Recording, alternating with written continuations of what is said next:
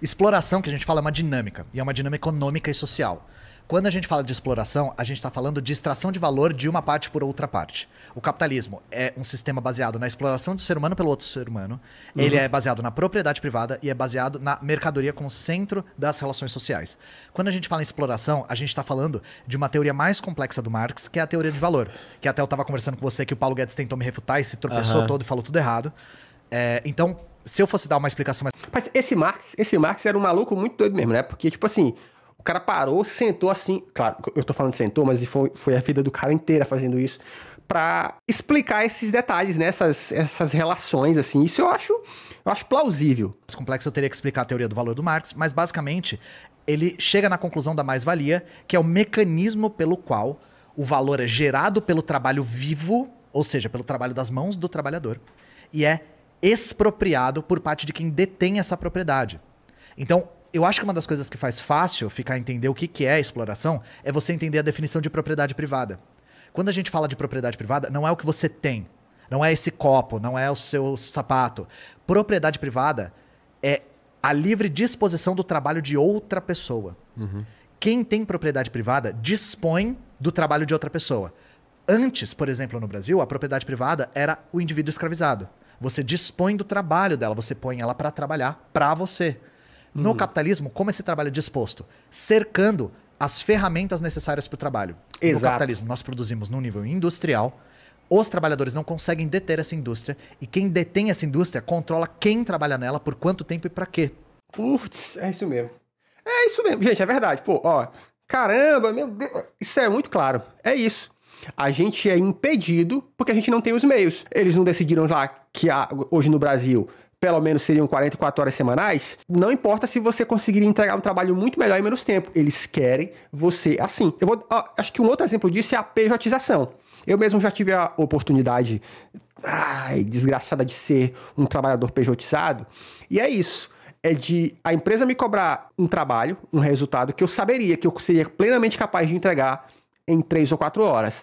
Mas eles não queriam simplesmente o resultado. Eles queriam que eu estivesse lá, no ambiente da empresa, no mesmo esquema de um trabalhador CLT, só que sem os benefícios de CLT, sendo um pejotizado, durante 8 horas por dia. E se não quisesse, tchau, obrigado, foi o que aconteceu. Por isso que tô aí fazendo vídeo pra internet, pra tentar fugir dessa corrida dos ratos um pouquinho. Apesar de que na internet também é assim. A gente tá produzindo conteúdo que entretém as pessoas, que as pessoas têm interesse, que alcança milhares de pessoas, mas as ferramentas dizem, eu só vou te pagar esse tanto, ainda que você produza muito... Enfim, essa é a dinâmica do capitalismo. Porque se você não quiser, tem outros trocentos que fazem, que é o famoso exército de reserva, que é quando você tem muita gente desempregada, e é por isso que é interessante ter muita gente desempregada, porque aí se tu não quer, tem quem queira. É por isso que lá na época do governo Lula, quando o Brasil estava crescendo e a gente estava com índices de desemprego muito baixos, a gente tinha aí a famosa classe média reclamando que eu não consigo encontrar doméstica. Por quê? Porque eles não conseguiam mais contratar trabalhadores oferecendo tão pouco. Então, como tinha pouco trabalhador disponível, os trabalhadores estavam conseguindo galgar um pouquinho mais de benefício, né? De salário, entre outras coisas. E como eles não queriam pagar isso, eles ficavam nessa de...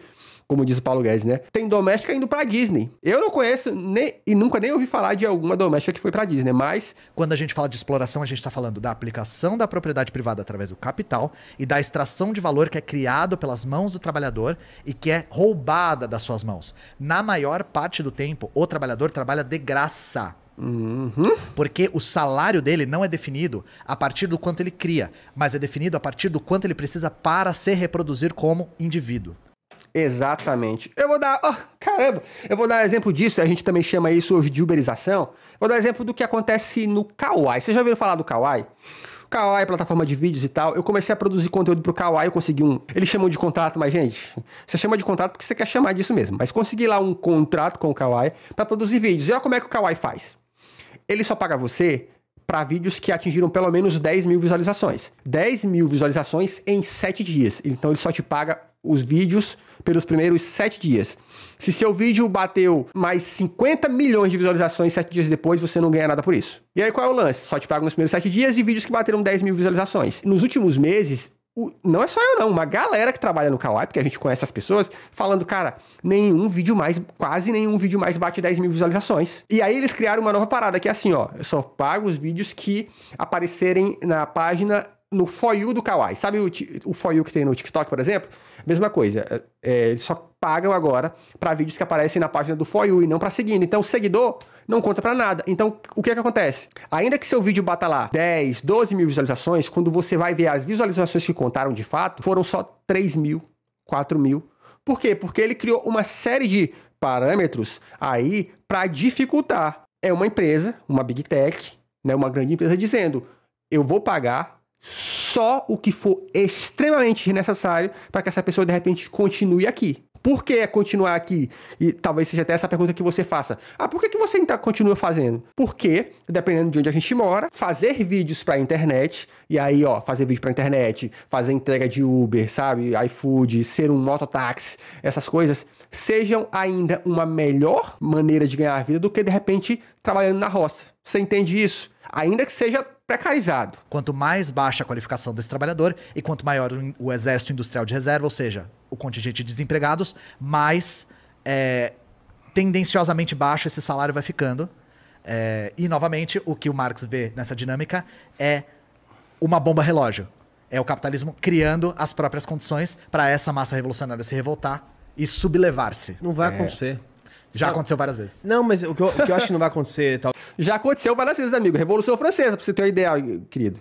talvez em tempos naturais novos, é porque, lembra que eu falei dos polos que existe um interesse entre narrativas? E essas pessoas que são muito inteligentes, os grandes burocratas, etc., já sacaram isso. Então o que eles fazem? Eles jogam o povo contra o médio empresário, que não é o bilionário, não é o cara que toma risco, é o cara que tipo, pega uma barraquinha para começar a vender e vai crescendo. Não, eu discordo. Não é o inteligente que joga o povo contra o médio empresário. Não é isso, não. Muito pelo contrário. São os políticos. Gente, você pode ver, fora a influência que fala de política, quem fala isso é político, geralmente da direita, que usando essa demonização dos movimentos de esquerda que existe há muito tempo no mundo, desde que o mundo é mundo, o que eles dizem? Eles dizem que a esquerda está atacando. E aí são eles que colocam o alvo no pequeno e médio empresário e falam assim, tô falando do seu Joãozinho lá, que conseguiu com muito custo montar uma empresa. E aí o seu Joãozinho, por N motivos, ele toma pra si. Por quê? Porque um dos motivos, inclusive, é que botam na cabeça dele de que ele pode chegar lá, que ele é esse empresário, que ele é que movimenta o Brasil. Você lembra da propaganda do o agro é isso, o agro é aquilo? Que fica mostrando lá um pequeno plantador de tomate, fazendo com que esse cara acredite que ele é o agro, quando ele não é o agro coisa nenhuma. O agro é gigantesco, mas não é esse cara. Inclusive, gente como o Ian tá fazendo, que cada vez mais pessoas de esquerda têm feito na internet e crescendo, que é tentar mostrar quem são os verdadeiros inimigos do povo, né? O Ciro Gomes fazia isso muito bem, né? Porque agora ele deu uma sumida. Quer dizer, cara, o problema são o sistema, o problema é o sistema, e em última escala, se a gente pudesse elencar alguém de fato, são os bilionários que a gente muitas vezes não vê, na verdade quase nunca vê. Olha o que aconteceu com a Americanas aí quando quebrou. Ela derrubou junto uma caralhada de pequeno e médio empresário que dependia só da Americanas. E aí eu te pergunto, cadê lá os donos da Americanas? O que aconteceu com eles? Eles estão pobres morando de aluguel? Não. Estão de boaça. Joga um contra o outro, porque esse cara, o pequeno empresário, não tem dinheiro para pagar a mídia, para pagar imagem. Pra comprar um deputado. Então ele deixa todos esses aí se batendo enquanto... Mas aí que tá. Às vezes ele tá comprando... Ele acha que tá comprando um deputado não com grana, mas com lobby. Eu vou dar um exemplo, cara. Esse monte de gente aí na porta de quartel aí, de empresário financiando churrasco em porta de quartel, eles estão comprando diretamente o político, o deputado? Diretamente não. Mas... ele tá comprando no sentido de demonstrar apoio público. Esse apoio de rede social, esse apoio de WhatsApp. Então, de certo modo, sim. Eles estão não comprando, mas eles estão se vendendo. Enquanto esse aí que explorou, de fato, uma massa de, às vezes, 100 mil empregados ao longo do mundo, ele pega e põe 1 bilhão em mídia, 1 bilhão em causas sociais. Isso é a segunda pergunta, inclusive. A floresta. Vai de novo a segunda pergunta ali na tela, senão a gente vai esquecer. Você falou do pequeno empresário e do grande empresário, é o que era a segunda pergunta, que era qual a diferença entre burguesia e pequena burguesia. Existe uma diferença que é, frequentemente, a pequena burguesia, o que a define como burguesia é a detenção de propriedade privada, ou seja, ela tem alguma propriedade que é aplicada para a exploração do trabalho de outrem, não é o seu carro, não é o seu sapato, não é a sua cueca, tá? Propriedade privada, para se tornar propriedade privada, ela tem que ser aplicada sob a condição de exploração do trabalho de outra pessoa. Isso é uma coisa importante, tá? E, geralmente, ela tem isso, mas ela também depende do próprio trabalho dela. Então ela tem que trabalhar ao mesmo tempo que ela detém o meio para possibilitar o trabalho de outras pessoas, numa dinâmica e numa escala menor. Então essa é a primeira questão. Existe essa dinâmica. Outra coisa, a pequena burguesia, em questão de proporção, ela está muito mais próxima da classe trabalhadora e ela está sempre na iminência de voltar a ser só trabalhadora. Exatamente. E isso acontece o tempo todo em momentos de crise. Na pandemia aconteceu. A crise das americanas mostrou isso. As americanas é uma Ô, Ian, parece que a gente tá numa sintonia aqui, ó. empresa bilionária, né, gigantesca, mas todas as empresas que dependiam das americanas Sim. foram quebrando. Eu conheci um transportador que virou Uber. Então, Ele tinha uma transportadora pequena e virou um Uber. Porque o cara você, era pequeno burguês, porque quebrou, ele tinha uma transportadora, só que ele era tão dependente do grande capital que na primeira crise o cara caiu e voltou a ser trabalhador. Mas aí é considerado... Então não é um proletário, não. Ele É pequena burguesia, o nome é isso, burguesia pequena mesmo. burguesia. Caramba. E existe também aí... Mas ele não seria taxado nas grandes fortunas? Nem Não, chegaria nisso. nem de não. perto. Não. Exatamente, esse é o ponto. Nem de perto. E o próprio Marx, no Manifesto Comunista, fala assim... Gente, o manifesto é de 1848. O Marx vai respondendo perguntas comuns que faziam... Na verdade, ataques comuns que faziam os comunistas. São as mesmas coisas até agora. E um deles, ele fala assim... você quer destruir os pequenos empresários. E o Marx fala assim... Eu não. Sabe o que destrói pequeno empresário? O grande capital. O grande empresário. Dou um exemplo. É. A Amazon. A Amazon é um rolo compressor de pequeno capital. O que é os conglomerados de farmácia? Droga. Pô, farmácia, mano, farmácia. Farmácia, caramba, Ian, você brilhou. Raia. Entra no bairro, arrebenta com a farmácia do bairro. Não tem aquela famosa, tem até um meme famoso que é aquele meme do Rei Leão, né? Do Simba com o pai dele lá em cima da montanha, que ele fala assim, filho, onde os seus olhos alcançam, isso aqui tudo é seu reino. Que aí a piada é, filho, onde você olha, os seus olhos alcançam, isso aqui tudo é droga raia, ultra farma, piriri pororó. Que é isso, cara. Eu lembro quando eu era criança que eu viajava aqui no interior da região norte, todo lugar que era um pseudo-povoado, uma pseudo-cidade, sempre tinha duas coisas. Ou um orelhão e uma igreja Assembleia de Deus. Porque isso sempre teve. Hoje isso... Inclusive, eu tive a chance de trabalhar em campanha política nas últimas eleições e hoje a dinâmica é quase a mesma coisa. A gente só não tem mais os orelhões, mas hoje é sempre igrejas. Sempre tem igrejas. Principalmente, eu noto, principalmente adventistas. Por que elas são mais notáveis? Porque no passado, a igreja geralmente era sempre um lugarzinho com visual de igreja. E as igrejas adventistas, elas são todas muito bonitas, independente dos lugares onde elas estão. É sempre uma construção bem feita, com porta espelhada, com aquela arquitetura peculiar e tal, com pedra na porta, pedra, sabe, porcelanato. Então, hoje, essa dinâmica mudou para igrejas, como sempre, mais igrejas mais bonitinhas, como as adventistas. Mas também... é farmácia de rede de farmácia. Você entra numa cidadezinha, você vai encontrar lá uma farmácia. E ela é tão curioso que acho que fora a Ultra Farma que vai pelo caminho do azul, a gente tem um monte de outras farmácias populares do trabalhador do Brasil, esses nomes, que é tudo ali puxando pro vermelho e amarelo. Vocês já notaram? Eu acho isso curioso. Droga raia, droga tudo pro vermelho. O cara lá, dono da farmácia... Nem tem mais farmácia de bairro quase, né? Só é no interior. O proprietário lá é pequeno burguês, ele é dono da farmácia... Às vezes dono do imóvel, às vezes ele até aluga. Ou né? franqueado. Mas aí eu tô falando do cara que era negócio familiar mesmo. Ah, tá. Tem 1 ou 2 empregados. Chegou a droga raia, os preços são tão mais baixos na droga raia que ele quebra. O Marx já fala disso, ele fala, o grande capital é um destruidor de pequeno capital. E isso é doido, porque uma vez eu tive uma conversa com um dono de farmácia aí. Dono não, né? Ele era um gerente dessas farmácias de franquia.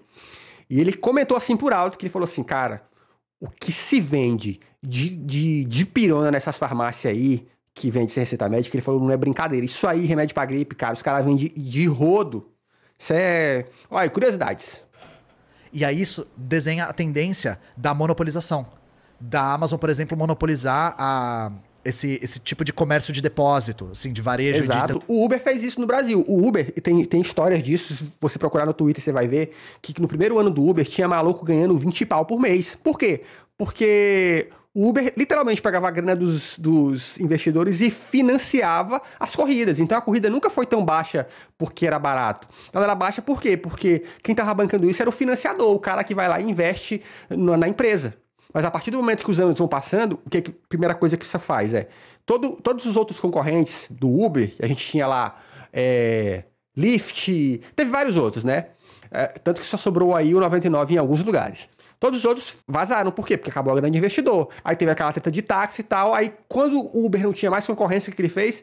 pegou o preço das corridas, quer dizer, o preço do repasse para os motoristas jogou lá embaixo. Aí hoje tenta pegar um Uber aí. É uma dificuldade, um chororô. Por quê? Porque literalmente ficou impraticável. Transporte, né? Por exemplo, isso o Walmart já vinha fazendo.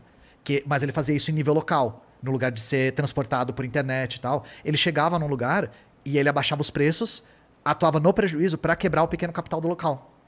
E Isso não aí. adianta a gente falar, mas eu sou solidário e compro na vendinha local. Não dá, isso é insustentável a longo prazo. Então, e aí tem uma terceira categoria. Existem classes transicionais. O que o Marx diz é que cada vez mais a sociedade se divide entre quem só tem a força de trabalho para vender e quem detém a propriedade. Cada vez mais. Significa que a sociedade inteira é assim? Não. Então nós temos a pequena burguesia que detém propriedade, mas ainda tem que trabalhar e não tem o poder político. Isso é importante. E existe a baixa burguesia, que é a burguesia que não trabalha, mas não detém o poder político. Ou seja, é alguém que vive de renda, mas uma renda baixa.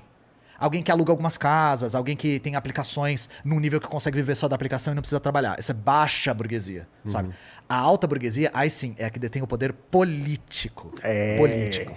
Que ela detém meio de produção, é aquela que pode fechar e ficar anos sem operar, que não tem prejuízo. A gente viu isso na pandemia. Que o tataraneto pode...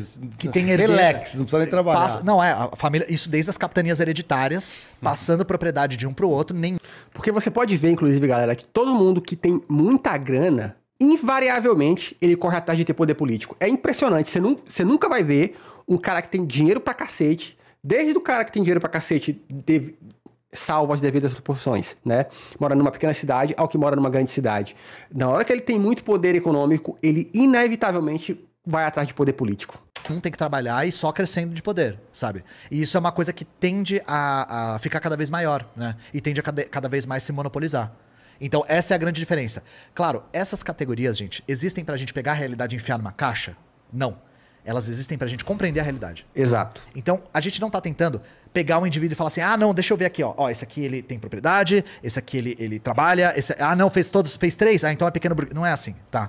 A gente tá tentando... checklist de... Não é isso. A gente tá tentando compreender dinâmicas de propriedade, exploração do trabalho e, em último caso, como a gente consegue libertar a classe trabalhadora, que é a classe que move o mundo. É a classe que constrói a realidade material. As pessoas frequentemente acreditam que a classe média ou a pequena burguesa é a classe dominante. Por quê? Porque a gente tem contato.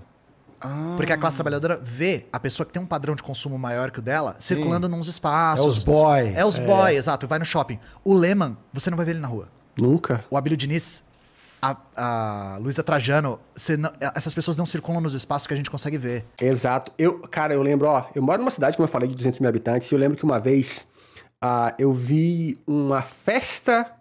Eu acho que era uma festa de aniversário, uma confraternização que rolava, porque do lado da minha casa, relativamente do lado, tinha um hotel muito famoso na época, um hotel 5 estrelas e piriri pororó, muito famoso na cidade e tal, né? Que sempre que tinha, por exemplo, show na cidade era pra onde os grandes artistas iam e tal.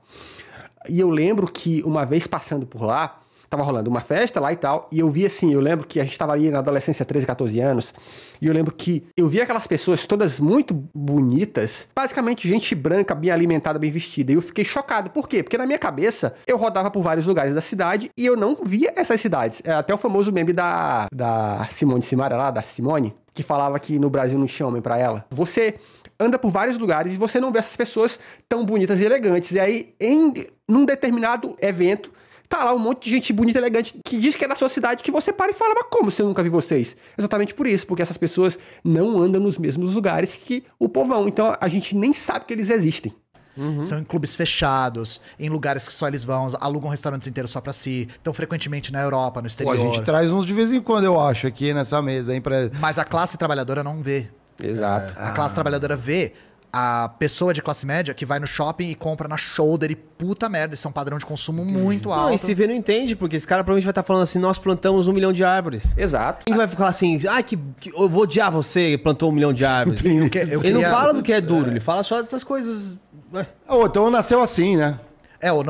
Não teve uma experiência de ascensão, herdou do pai e tal. Que é o que acontece frequentemente, né? Que pra gente falar de bilionários, né?